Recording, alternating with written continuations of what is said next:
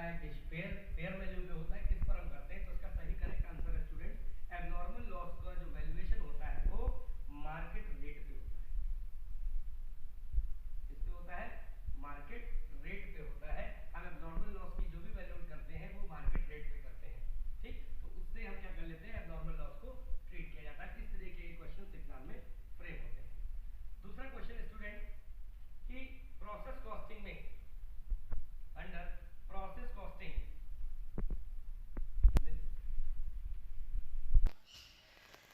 second question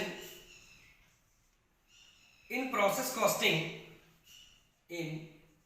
process costing cost per unit increase because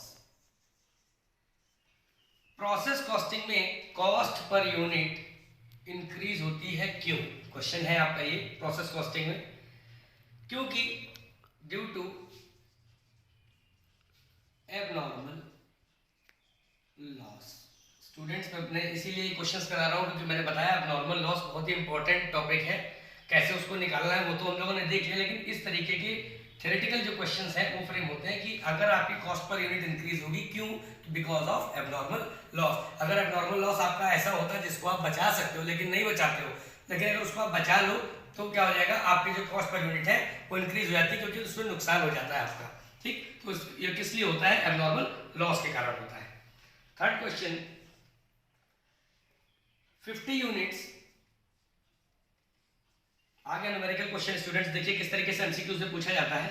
50 units are processed at cost of rupees 80। Normal loss is 10%। Normal loss कितना है? 10%। Each unit carries a scrap value, carries a scrap value। हर एक unit scrap value carry कर रही है कितनी? 25 पैसे। 25 पैसे। If output is 40 units, the abnormal loss would be treated as कि अगर क्वेश्चन पे 50 यूनिट्स प्रोसेस्ड हो रही हैं जिनकी कॉस्ट 80 रुपीज है, नॉर्मल लॉस 10% है और ईच यूनिट कैरी कर रही है स्क्रैप वैल्यू 25 पैसे और आउटपुट आपका दिया हुआ है कितना? 40 यूनिट्स। मैंने अभी आपको बताया था कि जब केस में आउटपुट दिया होगा तो वो आप अब नॉर्मल लॉस पूछे ना पूछे आप समझ जाना कि या तो अब नॉर्मल लॉस आएगा या नॉर्मल इफेक्टिवनेस आएगा। लेकिन इस क्वेश्चन में डायरेक्टली पूछा गया है क्योंकि ये एमसीक्यू क्वेश्चन है। लेकिन ये आपको क्लियर होना चाहिए कि जब भी कभी किसी भी क्वेश्चन पे आउटपुट होगा तो आप या तो एबनॉर्मल इफेक्टिवनेस कैलकुलेट करोगे या एबनॉर्मल लॉस। अगर एबनॉर्मल लॉस कैलकुलेट करोगे तो जिधर बाई साइड में जो कमी आ रही होगी उसको पूरा करोगे, और अगर एक्सेसिव अमाउंट होगा तो वो एबनॉर्मल इफेक्टिवनेस के नाम से जाना जाएगा। आज हम लोग दोनों वन बाय वन करके देखते हैं। तो अब इसको ट्रीट कैसे किया जाएगा ये बताते हैं। अब इस क्वेश्चन के लिए हम सबसे पहले छोटा सा प्रोफार्मा बनाते हैं। हम लोग इस तरह के क्वेश्चन कर भी चुके हैं, लेकिन आप देखो एमसीक्यूज पे किस तरह के क्वेश्चन पूछता है। ये हो गया आपका particular, per unit, amount, particular, per unit और अमाउंट। आपसे प्रोसेस 1, प्रोसेस 2, प्रोसेस 3 करके क्वेश्चन नहीं पूछेगा, वो सिंपली क्वेश्चन इस तरीके से पूछेगा आपके कंसेप्ट बेसिस पे। तो ठीक है स्टूडेंट्स, अब देखिए आप 50 units are processed at cost of rupees 80। तो ठीक है, टू रॉ मटेरियल कितना? 50 यूनिट्स और उसकी कॉस्ट कितनी दे रखी है? 80 रुपीज। ठीक, normal loss is 10%। Each unit carries a scrap value of 25 पैसे। अब नॉर्मल लॉस 10%। मैंने आपको बताया था कि जो परसेंटेज के आइटम्स होते हैं वो परसेंटेज के आइटम्स स्टूडेंट्स बाय साइड में लिखे जाते हैं, पहली चीज। और नॉर्मल लॉस बेसिकली क्या होगा? बाय नॉर्मल लॉस कितना परसेंट है? 10%। वो आप किस पे कैलकुलेट करोगे? आपकी यूनिट्स कितनी है? 50 का आप कितना निकालोगे 10%, तो वैल्यू कितनी आ जाएगी 5, यानी कि आपका जो पर यूनिट कॉलम होगा वो 5 रुपीज होगा। 10%। Each unit carries a scrap value of 25 पैसे, 25 पैसे। अब इसका एट द रेट कितना 25 पैसे, यानी कि 5 की मल्टीपाई आप 0.25 से कराएंगे तो कितना आ जाएगा 1.25।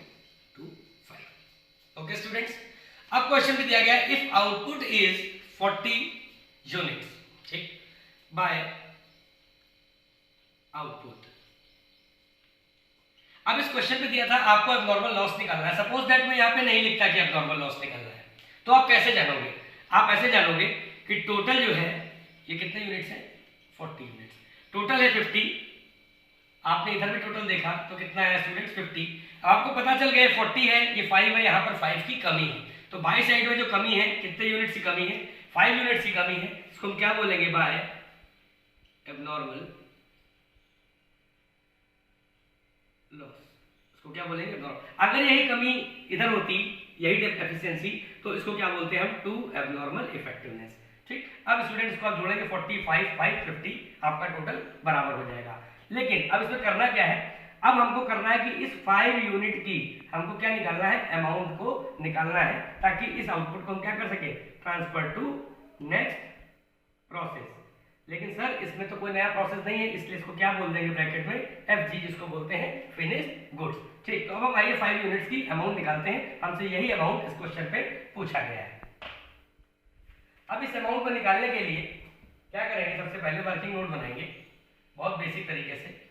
यूनिट इज इक्वल टू, पहले यूनिट कॉलम है तो यूनिट से ले लें, कितनी यूनिट है हमारे पास सर 50, कितनी यूनिट डिटेक्ट हो गई सर 5। सर ये यूनिट क्यों नहीं घटाई, क्योंकि इन दोनों की वैल्यूज हमको पता नहीं, इसी की वैल्यू हमको फाइंड आउट करनी है, जिसकी वैल्यू पता होती है हम उसी को डिटेक्ट करते हैं। कितनी यूनिट आ गई सर 45, ठीक। दूसरा अमाउंट किस चीज का है रुपीस का, ठीक है सर। टोटल कितना है इसका सर 80, ओके, आप लिख दो यहाँ पे 80 माइनस कितना घटाएंगे सर 1.25, वैल्यू कितनी बचेगी आप डिडक्ट कर लो इसको, 80 माइनस 1.25 कितनी आ गई 78.75, ये आपकी आ गई अमाउंट। अब आप क्या करोगे, इसको निकालने के लिए आप क्या करोगे, सिंपल तरीका, जो आपका अमाउंट आया है 78.75, इसको डिवाइड कर दोगे किससे 45 से, कि हमारा जो अमाउंट है वो कितने यूनिट का है 45 यूनिट का, हमको कितने यूनिट का पैसा चाहिए 5 यूनिट का, तो आपको कितने यूनिट का चाहिए 5 यूनिट का, तो आप निकाल सकते हो इसको इजीली। 78.75 डिवाइडेड बाय 45 इनटू कितने यूनिट का हमें पैसा चाहिए 5 यूनिट का, तो वैल्यू कितनी आ जाएगी 8.75, कितना आ जाएगा 8.75। ओके स्टूडेंट्स, अब आप क्या करोगे 8.75 इसकी वैल्यू आ गई, यही आपसे क्वेश्चन पे पूछा गया था।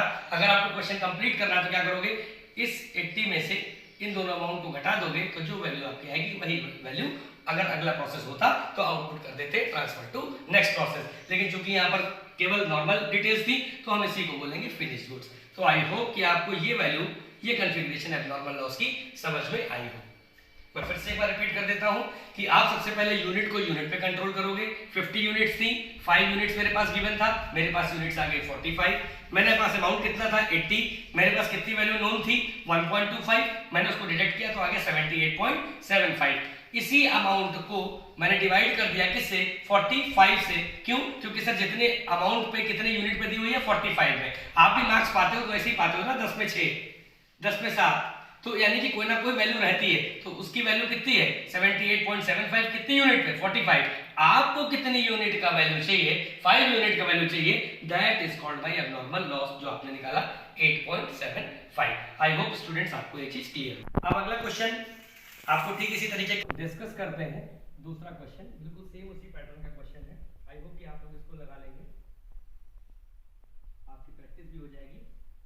50 units are processed at cost rupees 80 and 10% normal loss, I mean repeat question है, आप लगा लोगे इसको। अगला क्वेश्चन देखते हैं, loss और wastage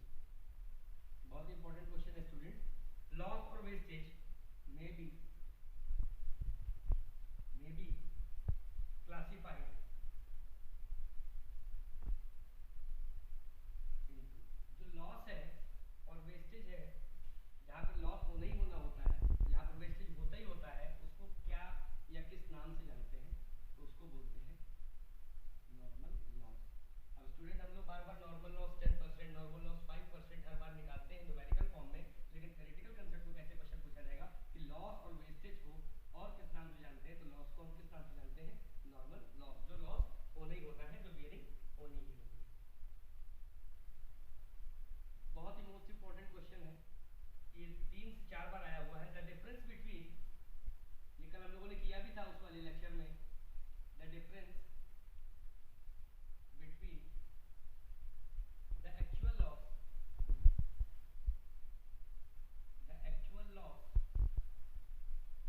minus anticipated loss,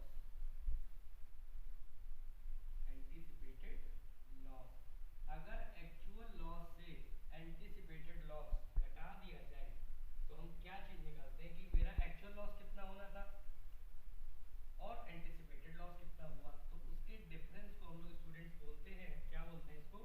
abnormal gain, जिसको आप दूसरे नाम से अभी आप जानते हैं एबनॉर्मल इफेक्टिव। जब क्या हो जाता है, एक्सेस हो जाता है, पैसा एक्सेसिव हो जाता है, तो एक्चुअल लॉस से एंटीसिपेटेड लॉस ज्यादा हो जाता है, तो ऐसे की केस में हम क्या निकालते हैं? एबनॉर्मल गेन निकालते हैं, एबनॉर्मल इफेक्टिवनेस निकालते हैं। आई होप आपको ये चीज क्लियर हो गई हो। अगला क्वेश्चन हम लोग करते हैं, question number 10। The cost record shows the following cost of producing 250 units of a product. 250 units manufactured हो रही हैं, नॉर्मल वेस्टेज आपका कितना हो रहा है? 10% of the unit, 10% of the unit. Actual output यानी कि एक्चुअल जो प्रोडक्शन है वो कितना है? एक्चुअल प्रोडक्शन वो आपका दे रखा है 210 यूनिट्स। आपसे पूछ रहा है बताओ ऐसे सवाल पे एबनॉर्मल लॉस होगा कि एबनॉर्मल गेन होगा, तो आप इजीली इसको काउंट कर सकते हो। बहुत ही सिंपल क्वेश्चन है, अभी आपने इससे बड़ा क्वेश्चन किया है, सीधे आप बनाओ ऐसे तरीके से प्रोफार्मा, बहुत आराम से आप प्रोफार्मा बना लोगे। पर्टिकुलर आप अपनी कॉपी में बड़ा बड़ा प्रोफार्मा बनाइएगा, अमाउंट, पर्टिकुलर, पर यूनिट और अमाउंट। कैसे निकालेंगे आप इसको?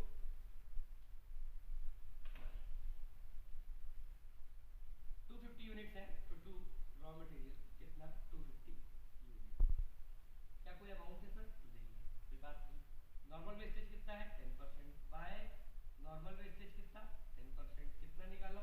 25। अमाउंट है सर? नहीं है, क्योंकि इस बार कोई भी अमाउंट रियलाइज नहीं हुआ। एक्चुअल प्रोडक्शन को हम एक्चुअल आउटपुट के भी नाम से जानते हैं, बाय आउटपुट कितना हो गया? 210। सेम प्रोस्पेक्ट से आपने बना लिया, अब ये कितना हुआ? 210 और ये कितना हो गया? 25, तो 200, 225 और 210 कितना हो जाएगा? 235। यानी कि कितनी यूनिट्स आपकी शॉर्टेज आ रही है? बाय एबनॉर्मल लॉस कितनी यूनिट आ जाएगी? 15 यूनिट्स। कितनी आ जाएगी स्टूडेंट? 15 यूनिट। सेम उसी पैटर्न का क्वेश्चन हो गया। अब आपको क्या करना है? इस 15 यूनिट्स का आपको क्या बनाना है? अमाउंट बताना है। आई होप कि आपने कितनी यूनिट्स, इसमें बेसिकली क्वेश्चन में यही पूछा था, अमाउंट नहीं पूछा।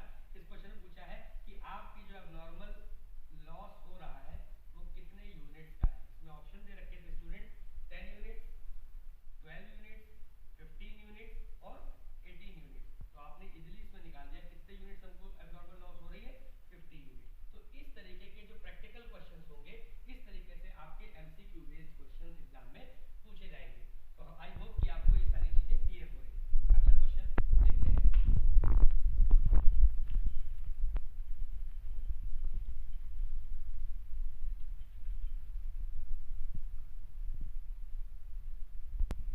ठीक है स्टूडेंट, अब बात करते हैं डिग्रीज की।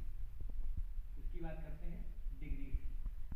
तो डिग्री में बेसिकली दो तरीके की डिग्री होती है, एक होती है नॉर्मल लॉस की और एक होती है एबनॉर्मल गेन की। यहाँ से एक एमसीक्यू आता है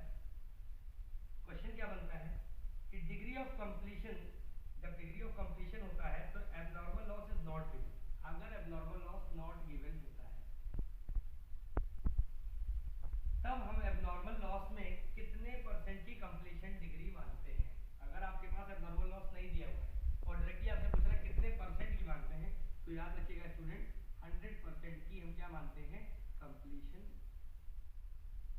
डिग्री।